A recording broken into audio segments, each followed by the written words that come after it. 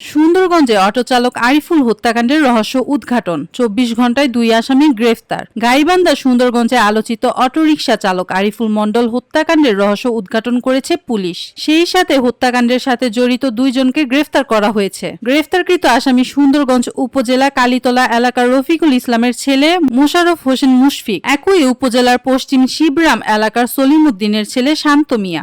আপনি কি প্রবাসে গিয়ে স্বাবলম্বী হতে চান? পূর্বে বুকিংকৃত বিমানের টিকিট পরিবর্তন করতে চান, অথবা ট্যুরিস্ট ভিসার মাধ্যমে এই সুন্দর পৃথিবী ঘুরে দেখার স্বপ্ন দেখছেন? আপনার স্বপ্নকে বাস্তবায়ন করতে A to Z travels and tours আছে আপনার সাথে। বুধবার বিকেলে গাইবান্ধা পুলিশ সুপার কনফারেন্সে এক সংবাদ সম্মেলনে এসব তথ্য জানান অতিরিক্ত পুলিশ সুপার মোহাম্মদ শরীফুল ইসলাম। সংবাদ সম্মেলনে আরও উপস্থিত ছিলেন সুন্দরগঞ্জ থানার ভারপ্রাপ্ত কর্মকর্তা আব্দুল হাকিম আজাদ, ডিএসভির অফিসার্স ইনচার্জ আব্দুল লতিফ, কাউসার আলী সহ অন্যান্যরা।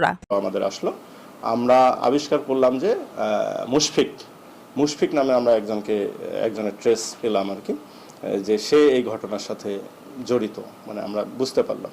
তো বিষয়টা হলো ওরা 3 জনে গাঁজা খেয়ে 3 জনে বিভিন্ন গল্প করতেছিল ওখানে। তো ওই শান্তর বাবা মা তুলে গালি দিয়েছিল আরিফ মণ্ডল কিছুদিন আগে।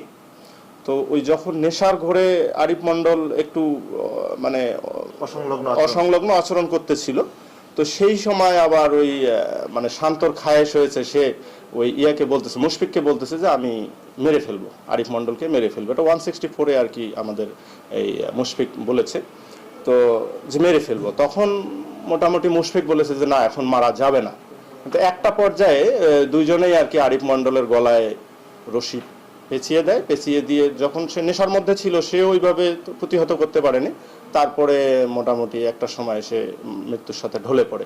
তখন তারা লাশটা রেখে তার অটোটার যে ব্যাটারিটা আছে, সেই ব্যাটারিগুলো তারা আর একটা ভ্যানে করে নিয়ে চলে যায়, এবং ওইভাবে শান্ত তার বাসায় চলে যায় এবং মুশফিক হচ্ছে তার বাসায় ব্যাটারিগুলো নিয়ে যায়।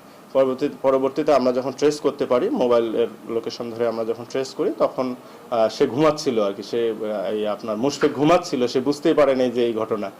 তো তারপরে সে সকালবেলা সে অটো নিয়ে বাজারে আসা, আমরা তাকে ধরতে সক্ষম হই এবং আমরা ব্যাটারিগুলো সাথে সাথে উদ্ধার করি। এবং গতকাল মনে হয় আমরা যে শান্তকেও আমরা অ্যারেস্ট করতে পেরেছি। মোটামুটি আমার মনে হচ্ছে আমরা প্রথম 24 ঘন্টা না, 12 ঘন্টা পেরুতে, 12 কি 13 ঘন্টার মধ্যে আমরা আলহামদুলিল্লাহ একটা আসামিকে অ্যারেস্ট করতে পেরেছি। তারপরে 12-13 ঘন্টা যাওয়ার পরে মোটামুটি 24 ঘন্টার মধ্যেই কিন্তু আমরা ডিটেক্ট করতে পারছি। এই অবদানটা কিন্তু শুধু আমি বলবো গাইবান্ধা জেলা পুলিশের না, আপনারা সবাই মিলে আমাদেরকে হেল্প করেন, বিভিন্নভাবে হেল্প করেন, তথ্য দিয়ে হেল্প করেন। এই জন্য আপনাদের প্রতি কৃতজ্ঞতা থাকবে। আর